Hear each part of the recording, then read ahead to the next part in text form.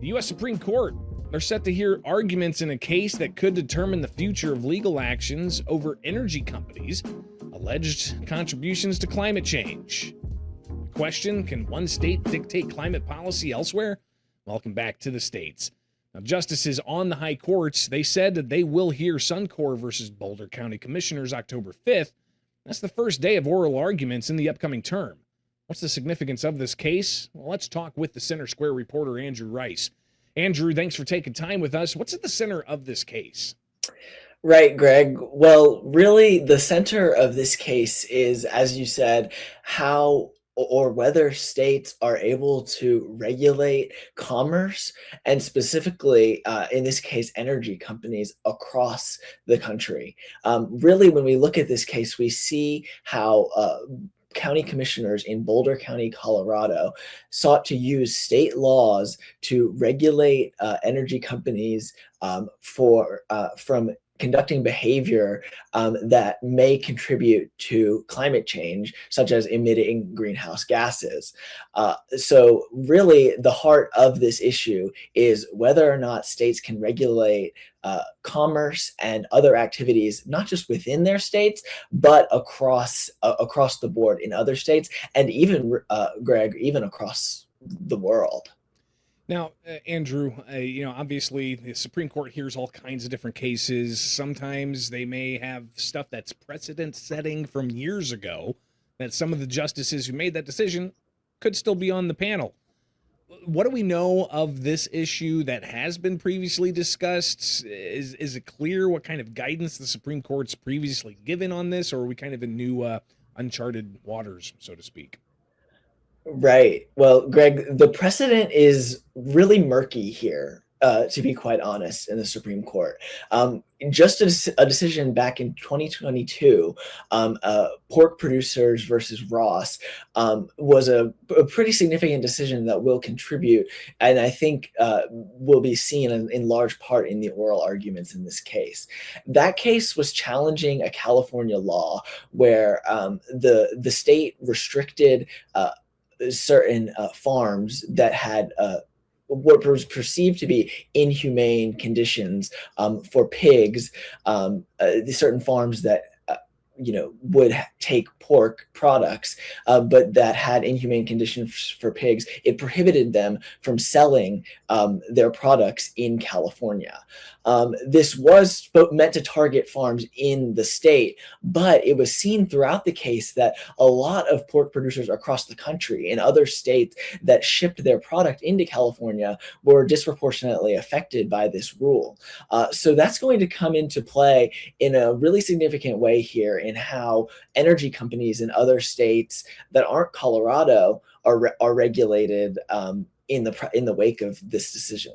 It makes you think about the Commerce Clause and interstate commerce and how exactly, going from mandating how pigs are treated in one state being sold in another state. But here we're talking about the climate. Clouds don't really look at borders, right? They don't know the difference between North Carolina and South Carolina. So it'll be interesting to see. But what are some of the concerns that you've been hearing about this case, depending on whichever way it may land?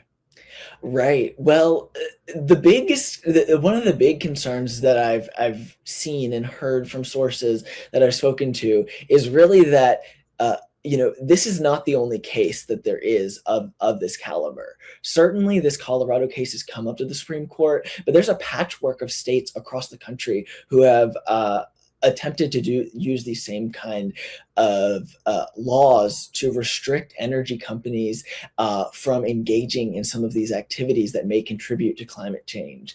All of these issues are not just being litigated in the states; they're litigated across the country, and they fall on either side. So what I'm hearing from a lot of consumer advocates is this is going to really tie up certain businesses and certain energy companies in their ability to move forward in general production. And then on the other side of that, hearing a lot of concern that this needs to be a regulation that's put forward, and that climate change is an existential threat to the nation and the world. You got a statement from the executive director of the Alliance for Consumers, O.H. Skinner, and they said that you're going to see people come back to the till again and again in an attempt to govern the national economy from state laws. The answer of, well, Congress could just pass a uniform law that tramples all the states equally, in a really sad outcome, because they said that we're supposed to have a federal system for a reason. It seems to kind of encapsulate some of the concerns that there may be on where this case may land. So we'll be watching that pretty close here. But what's interesting, too, is a little side note, Justice Samuel Alito apparently not retiring. He's going to be on the bench for the start of the October 5th week there. Your thoughts on what we had heard of the possibility he's retiring, and then we get this Trump Truth Social last night celebrating Alito staying on the bench.